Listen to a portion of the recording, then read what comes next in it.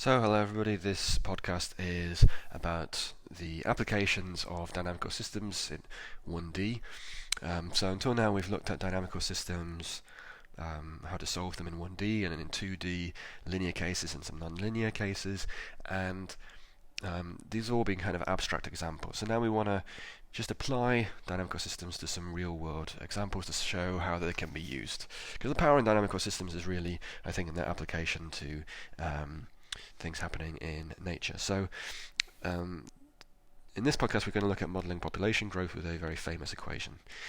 So this is all about how dynamical systems are often used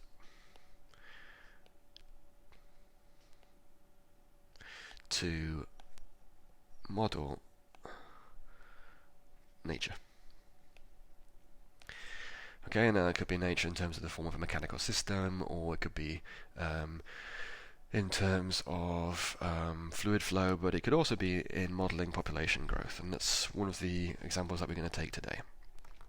Okay, so if we're trying to think of a simple model of population growth, we might consider a very topical example of the coronavirus, or in fact any bacteria that spreads, or humans, or population of animals, etc. Either of these cases would be a good one. So if we think about how the current, imagine we have some contagious virus and how it spreads, then we might say that we might consider one person having having some symptoms, and they may have the ability to pass it on to, let's say, two other people in a certain time step t. So after that time's elapsed, one person goes to 3, because 1 plus 2 is 3. But then each of these 3 people can pass it on to 2 others and themselves in the next time step, so that would go to 9, and this can go to 27, etc. And you can see each step that the difference between each number is getting larger and larger. This is 3 here, and this is a example of exponential growth. And the way that we arrived at it was to say that we've got that the rate of change of the number of infected people, let's call it a number of infections n, is proportional to the number of people who are infected. So we'll just say it's proportional to n, and we call the constant proportionality r. So we can write this as n dot is equal to rn, with r is greater than or equal to 0. Okay, so this is, let's stick with the example of some viral outbreak. Now, r is the growth rate of the population, and here's the population of infected carriers. And we can solve this ODE really straightforwardly. We have dn by dt is rn. Now we've solved it many times. We'll just do it once more, just in case it's not clear. For example, we can solve it as a separable first order ODE, get all the functions of n on one side and all the functions of t on the other, integrate both sides, and let's integrate between say t starts at 0 and goes to t, and n starts at n0 and goes to n. Then the left hand side becomes log n, and the right hand side becomes rt. Sorry, left hand side becomes log n over n0. Don't forget the lower limit. We can rearrange this by exponentiating both sides so that we get n is n0 e to the rt. Okay, and that's our exponential growth. So what happens at t equals 0? Let's just check that this makes sense. Well, at t equals 0, e to the rt is 1, so that means that n is n0. So n0 is our initial number of people who are infected, or initial population in that we are modeling. And that's good, because that's what we chose it to be. And one can ask the question, is this a realistic model of the outbreak of a virus. Well, just for fun, I decided to look at the coronavirus and then look at number of cases in the UK. So what I've plotted here is just taking data from the government's website. On the x-axis is the time in days after things were reported, starting at 25 here, and the y-axis is the number of infected people with coronavirus. And you can see it looks broadly like an exponential. Now, we can check whether or not it's an exponential by doing the following trick. So, this equation is telling us that n is n naught e to the rt, and if that's the case, then that means that if we take the log, let's take the natural log to make it easier, of n over n naught, then that's got to be equal to RT. Well, we just had that equation actually up here. So going back a step, and so if we said that the y-axis, our y variable, is log of n over n naught, so if we plot that as our y variable, and our x-axis is t, then the line y equals rt tells us, well, the slope of this line is going to tell us what the value of r is. You know, if you compare with y equals mx plus c, the thing multiplying the independent variable is the gradient, just like here. So what we can do is we can plot the log of the number of cases on the y-axis and just the time in days on the x-axis, and if we do that, then what we get is the following. So I've started at, I've reset the clock to 0 on the x-axis after 25 days, just because there aren't really many cases before that. And on the y-axis we've got the number of infected people, and just divided by the number of infections after 25 days, which is 13, so that this plot starts at 0 on the x-axis and 1 on the y-axis. And the blue line, dots are the data, and we can play around with plotting a straight line. You can see that as the infection takes off, the gradient gets straighter and straighter. And this orange dashed line is just a fit line that I drew by eye, and you can see that it's got two parameters, n0 and r. And this is exactly the r that we just had in the lecture. So it's got an r value of just constant at about 0.25. How good is it? Well, you can see that towards the top right of the curve, the agreement's starting to get fairly good. Obviously, need more data in order to see how good this approximation is, but all this is showing is that at least the outbreak of a virus, when it takes hold in a population, follows an exponential law. That seems to be a good approximation. Okay, so right. And another thing that I'm going to point out about this, which has just occurred, that if n0 is equal to 0, so if there are no infections, nobody who can infect anybody else with a virus, then n of t is equal to 0 for all t. So if nobody has a virus to infect the other person, then there cannot be any increase in people being infected. So that's also a sane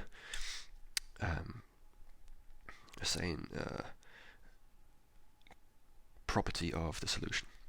Okay, so that's great for the outbreak of the virus. And you might think that so far the lecture is quite depressing because I'm talking about exponential growth of people being infected with a virus, but I promise you that the lecture has a happy end.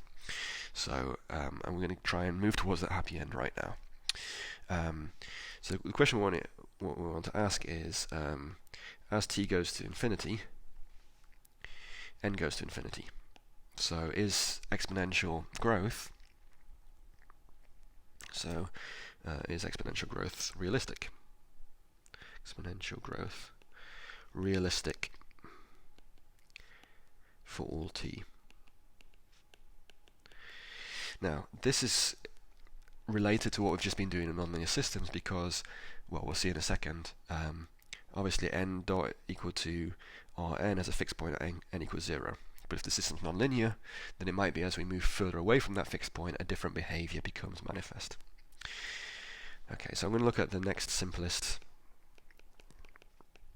model of population growth. And this is a very famous model. And the thing that you want to include is more realistic effects. So it's going to include the effects of overcrowding, if it's, for example, a bacteria,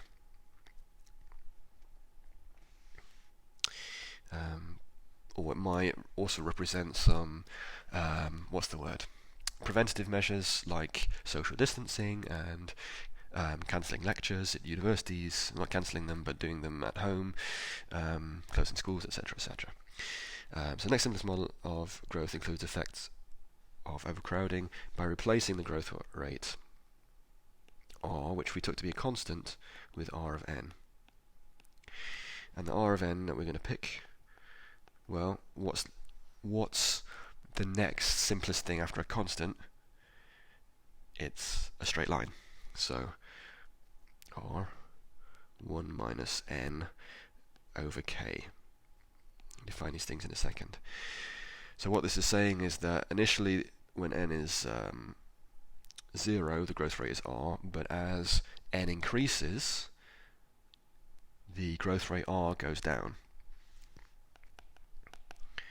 So, and when, or as maybe, as n tends to k, r of n tends to 0. So, for example, as n is increasing, either, if we're talking about bacteria, maybe bacteria needs resources in order to multiply, and more bacteria there are, the fewer the resources there are to go around. Eventually there's too many bacteria for the resources, and therefore there is a dampening effect on the growth. Or, talking about coronavirus, when enough people become infected, governments suddenly start to care about what happens to the citizens, and the citizens care themselves, and new measures are put into place, which can also change the rate. So the main thing being that the rate slows as n increases. And this value of n, called k, is referred to as the carrying capacity of the system. And it's got to be greater than 0. Okay, so how does that change things? Well, now this is where we're going to start using dynamical systems, or dynamical systems knowledge. So if we put our value for r, so this is our function r, and we're going to replace in our original equation, this one, we're going to replace r with r of t, the one that we just came up with. And if we do that, then this leads to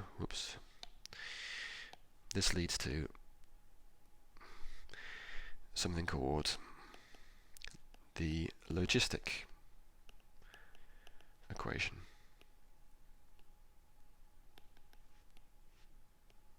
And this is by a mathematician called Verhulst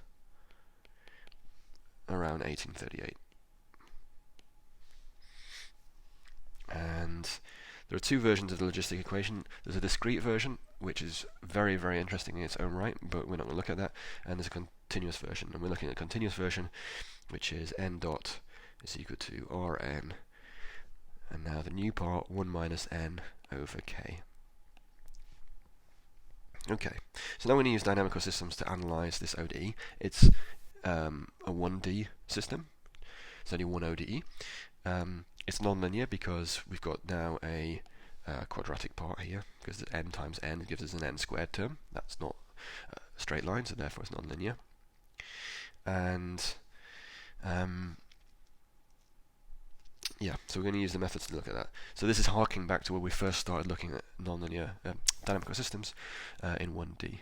So this system has two fixed points.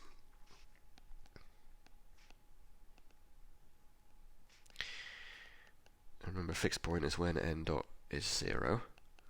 So that implies that n, 1 minus n over k, is 0. Let's just assume that r isn't 0,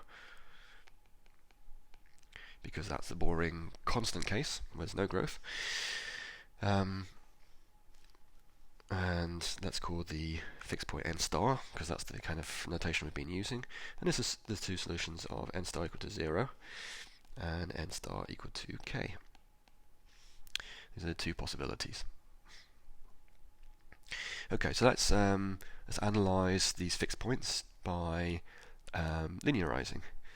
So you can use the gradient test if you want, or just by looking at the equation and looking at values around these fixed points. But I'm going to just linearize. I'm going to say let n be equal to eta, which is much less than 1. So I'm going to linearize around n is equal to 0. Then, if this is the case, n dot is equal to r eta, 1 minus eta over k. Now, because eta is very small, I'm going to make it small enough such that this is approximately equal to r eta. And if that's the case, then we have back our old ODE, because n is eta, so this therefore means that eta dot is r eta. This is just exponential growth. So n star equal to 0 is a repeller. Okay, so unstable fixed point, which means that if we start off with n close to n star equal to 0, then it's going to exponentially increase. So let's have a look at the other case. So we said that the second fixed point is at n star equal to k. So let's linearize around that. So if n equals k minus eta, you put that into the ODE, then n dot, of course, is minus eta dot, just differentiating both sides of this equation. And then if we put n equal to k minus eta into our original ODE up here, then what we're going to get is r k minus eta, and we have 1 minus k minus eta over k. And what you see in the second bracket is we're going to have some cancellations. This becomes r k minus eta 1 minus 1 plus eta over k. But quite importantly, we have this minus sign on the left-hand side, so we're going to bring that around to the right-hand side. So eta dot is minus r. It's an eta over k here. And then there's a k minus eta. And remember, eta is really small, so because we are just expanding around that fixed point, so this then approximately is equal to minus r eta, because the quadratic term, this part is going to be much smaller because eta is very small, and so we're just left with k, which divides k, and then minus r eta. So in other words, eta dot is equal to minus r eta. So if we start off close to this fixed point, we tend towards it because eta gets smaller and smaller. So i.e. n star equal to k is an attractor. Or we might call that a stable fixed point. Okay, so we're using our knowledge of dynamical systems in order to analyze this this case. So, well, okay, let's just for fun say what happens if n is larger than k. So if n is k plus eta, then we also still get eta dot is minus r eta. It's still an attractor on the other side. So it's attracted from both sides. And we can't have n negative, that's why we didn't look at the other side of the first fixed point. So what does that look like if we plot it? So remember plotting the flow on the line, so dynamical systems in 1D, we did a little differently in 2D. Still got n dot and n on our axes. Now, I'll just write up the equation here again rather than scrolling back. N dot is Rn 1 minus n over k. So when n is 0, n dot is 0, and that's a unstable fixed point. And when n is k, n dot is 0, so let's put k over here, and it's a stable fixed point. And so the flow on the line would be repelled away from 0 and attracted to k. And if we were to plot how n dot depends on n, well, it's just a parabola. It's going to go up like this, and go down like that. And if for some reason we were on the other side of this fixed point, so say we started at a very large population which was above the carrying capacity, then that would also be attracted down and reduced to the value of k. Okay, so in conclusion, n tends to k as t tends to infinity, unless n0 is 0, again, if there's nobody to carry the virus, then no one gets infected. Okay, so far so good. Now, this is our phase space in 1D, but remembering we can also do with 1D systems is we can also just plot what they're going to look like if we wanted to see what the form of the solution is. So let's say we wanted to know how the number of people who are infected with coronavirus increases with time, and imagine it was described by this logistic equation. Then we have two fixed points, so we've got a fixed point at k, we've got a fixed point at 0, and the fixed point at 0 means that we have something which is exponentially increasing. So let's pick a different color, make it a bit more interesting. So this is exponentially increasing at this point. Okay, this is our repulsor. Let's try and draw that a bit better.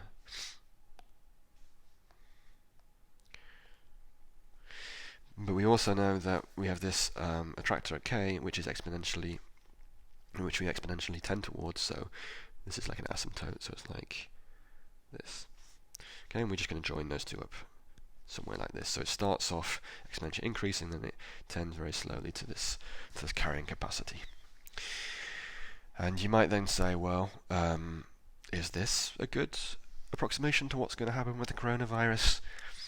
Well, a good example to look at is to look at a country which has already had the coronavirus for a long time, and let's look at China.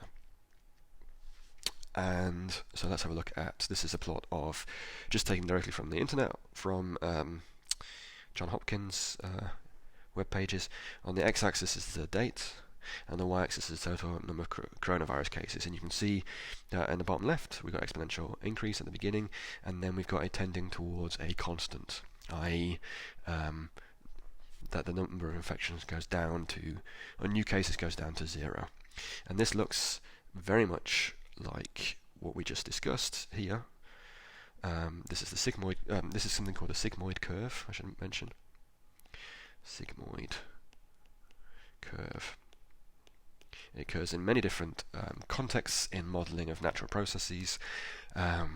We got it here by considering population growth, and we started off with the simple case of looking at what happens at the beginning of an outbreak of a disease or a virus, that the rate of change is proportional to the number of people who have the disease multiplied by a constant. We saw that that was a good approximation of what's happening in the UK at the moment.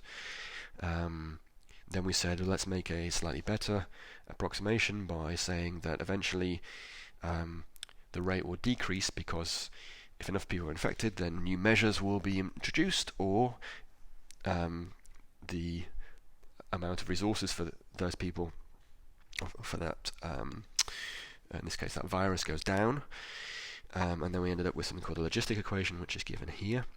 We used our methods of dynamical systems in 1D to analyse the fixed points of this system, which has a repeller at n star is equal to 0 and an attractor at n equal to k, which is known as a carrying capacity of the population.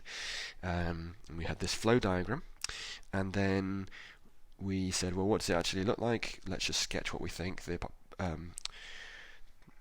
how the number of infections increases with t, and we see it tending towards a maximum. No new infections occurring after a certain time. This is the sigmoid curve, and it seems to be well approximated by what's happened in other countries that have taken appropriate measures. Now, this equation is something you can actually solve. So what I'd like you to do for today's tutorial, just to consolidate what we've been doing, is I'd like you to solve this equation. I want you to solve this equation for analytically, so not using dynamical systems. So today's tutorial question, just a single question today, which is solve the logistic equation